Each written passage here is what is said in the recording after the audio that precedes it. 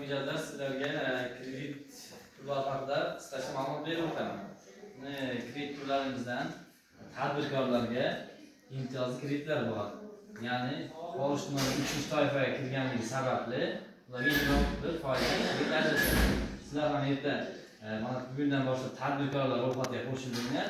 Tadbirkor 6 oy faoliyat yuritasizlar. 6 oydan keyin sizlarni imtiyozli tadbirkor sifatida qabul qilinadi.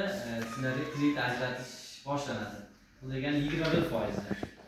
Masalan, nima yo'nalishlarga qarab xohlasanglar chorvachilikka, xohlasanglar ishlab chiqarishga, xohlasanglar boshqa o'zlarining tanlagan yo'nalish bo'yicha kreditlar olsangiz bo'ladi.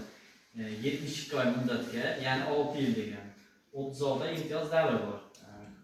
Yana tadbirkorlar kredit turlarimizdan juda ko'p. Ulardan misol qilib keltiradigan bo'lsak, zalog qo'yib, biror ko'chmas mulk yoki ishlab chiqarilganiga 5 yil bo'lmagan avtotransport vositalarini garovga qo'yib 100 million, 300 milliongacha kredit olsangiz